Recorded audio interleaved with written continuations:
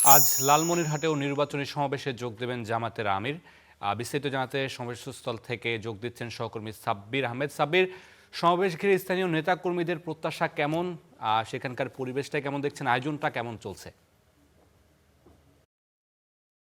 আজকে বাংলাদেশ জামায়াত ইসলামের আমির ডক্টর শফিকুর রহমান এখন থেকে বেশ কয়েক ঘন্টা পরে লালমনিরহাটে আসছেন। মূলত এর আগে তিনি কুড়িগ্রামের একটি জনসভায় বক্তব্য দিবেন এবং বক্তব্য দেওয়ার পর তিনি হেলিকপ্টার যোগে তিনি লালমনিরহাটে আসবেন এবং লালমনিরহাটের আ এমন একটি জায়গায় এবারে এই জনসভাটি জামায়াত ইসলামী আয়োজন করেছে। মূলত সেটি হচ্ছে আ মা লালমনিরহাটের যে তিস্তা ব্যারেজ রয়েছে, সেই তিস্তা ব্যারেজ মুখে যে একটা হেলিপ্যাড রয়েছে, সেই হেলিপ্যাড মাঠেই জামাতের আমির বক্তব্য দিবেন। মূলত এই সমাবেশের একটি গুরুত্ব রয়েছে যে এই তিস্তা নিয়ে বেশ কয়েক বছর ধরে রাজনীতি হচ্ছে। তিস্তায় পানি আ মানে পাওয়া না পাওয়া নিয়ে বেশ জাতীয় এবং আন্তর্জাতিক পর্যায়ে রাজনীতি হচ্ছে এবং এই এই অন্তর্বর্তী সরকারের আমলে এই আ ফেব্রুয়ারি মাসেই তিস্তা মহাপরিকল্পনা শুরু হওয়ার একটা কথা ছিল। সেই মহাপরিকল্পনাটাও আ ম মহাপরিকল্পনাও বাস্তবায়ন হচ্ছে না এই সরকারের আমলে।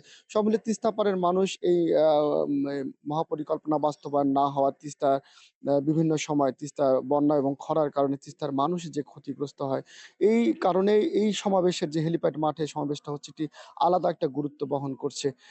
আজকে স্থানীয় নেতাকর্মীরা প্রত্যাশা করছেন যে জামায়াতে যদি ক্ষমতায় আসে তাহলে জামায়াতে ক্ষমতায় গেলে তিস্তা মহাপরিকল্পনা বাস্তবায়ন করবে কিনা, তিস্তার আ মা পা পানির ন্যায্য যে হিস্যা রয়েছে সেই ন্যায্য হিস্যা বাস্তবায়ন করবে কিনা ইত্যাদি নিয়ে নেতাকর্মীরা তার এই বক্তব্যের জন্য নেতাকর্মীরা মানে নেতাকর্মীরা অপেক্ষা করবেন বলে তারা আমাদেরকে জানিয়েছেন যে জামায়াতের আমির এক কোনো একটি অবশ্যই তিনি কোনো ক্লিয়ার কোনো বক্তব্য দিবেন। এই উপলক্ষে লালমনিরহাটের যে ৫ টি উপজেলা রয়েছে, সে ৫ টি উপজেলা থেকে গত রাত থেকেই নেতাকর্মীরা এসে অবস্থান করছেন। তারা এখানে রাত্রি যাপন করেছেন এবং পার্শ্ববর্তী নীলফামারী জেলার আ বেশ কয়েকটি উপজেলা থেকে নেতাকর্মীরা ইতিমধ্যে সমাবেশস্থলে আসতে শুরু করেছে। সব মিলে জামায়াতের আমিরের আগমন উপলক্ষে লালমনিরহাটের ৫ টি উপজেলা এবং নীলফামারীতে নেতাকর্মীদের মাঝে ব্যাপক উৎসাহ উদ্দীপনা লক্ষ্য করা যাচ্ছে। মূলত স্থানীয় ওই যে নীলফামারী এবং লালমনিরহাটের যে সংসদীয় আসনের আ এমপি প্রার্থীরা রয়েছেন তারা তাদের নেতাকর্মীদেরকে নিয়ে আসছেন এবং তারা অনেক উৎফুল্ল এবং মেজাজে তাদেরকে দেখা যাচ্ছে। সম্মিলিত জামাতের আমিরের কি বক্তব্য দেন এটা নিয়ে নেতাকর্মীরা অধীর আগ্রহে রয়েছে। সাব্বির, আপনাকে ধন্যবাদ। আপনি বিস্তারিত জানাচ্ছিলেন। আমরা একটু কুড়িগ্রামে যেতে চাই। সেখানে আমাদের আরেক সহকর্মী আছে, সেখানেও নির্বাচনী প্রচারণায় যাবেন জামায়াতের আমির। আমাদের সহকর্মী জুবাইর আছেন সেখানে। জুবাইরের কাছ থেকেও জানতে চাইবো, জুবাইর, আসলে সেখানকার কি অবস্থা? নেতাকর্মীদের মধ্যে আসলে কেমন আবহ দেখছেন? সমাবেশ স্থলে আসলে কেমন উপস্থিতি দেখছেন এখন থেকে এই সাত সকালে? আজকে সকাল ৭টা থেকেই কিন্তু আসতে শুরু করেছে কুড়িগ্রাম সরকারি কলেজ মাঠে জামাত ইসলামীর এখানকার যে নির্বাচনী সমাবেশটি রয়েছে সেটি উপলক্ষে নেতাকর্মীরা এবং মাঠ প্রস্তুত কিন্তু গতকাল রাতেই শেষ হয়েছে।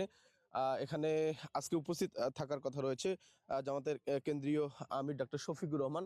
এছাড়াও আমি মঞ্চে দেখতে পাচ্ছি বিশেষ অতিথি হিসেবে উপস্থিত থাকবেন মাওলানা আব্দুল হালিম, যিনি সহকারী সেক্রেটারি জামাতের, জাতীয় নাগরিক পার্টির সদস্য সচিব, পাশাপাশি বিসমিল্লাহির ইসলামী রহমানির ছাত্র রহিম। শিবিরের যে সেক্রেটারি জেনারেল লিল্লাহে উপস্থিত তাকবীর। থাকবেন।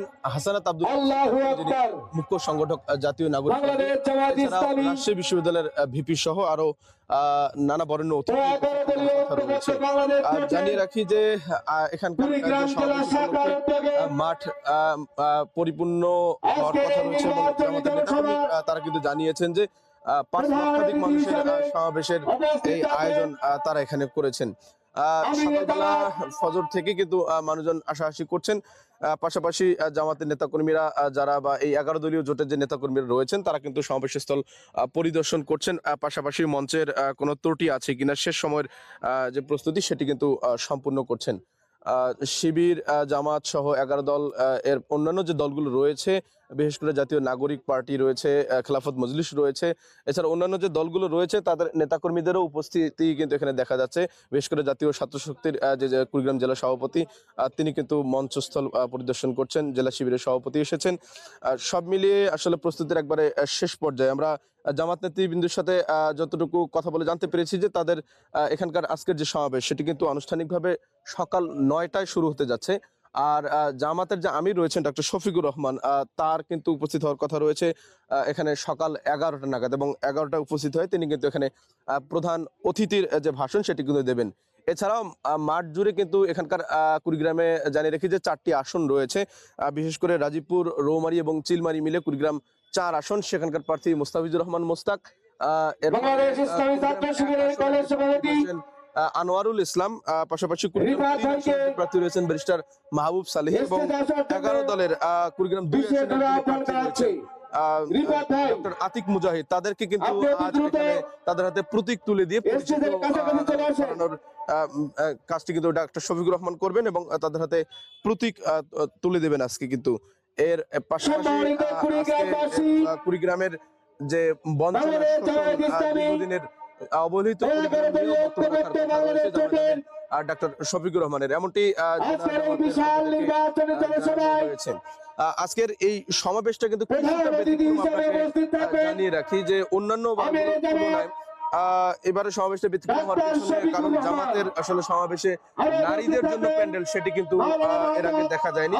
আমি একটু দেখানোর চেষ্টা করি, একবারে ডান দিকে একটু বেড়া দেওয়া হয়েছে এবং এরপরেই আসলে নারীদের জন্য স্পেস রাখা হয়েছে। সেখানে কিন্তু কুড়িগ্রামের জামাতের নারী যে কর্মী যারা রয়েছেন তারা কিন্তু সেখানে অবস্থান করবেন। এই বিষয়টি কিন্তু একটু ভিন্নভাবেই দেখছেন কুড়িগ্রামের মানুষজন।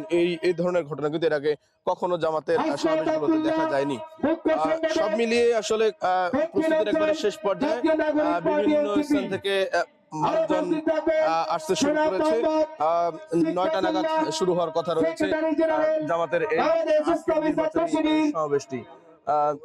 এই ছিল আমার কাছে কুড়িগ্রামে জামাতের যে নির্বাচন সমাবেশ, শফিকুর রহমানের আগমন সেখান থেকে সর্বশেষ।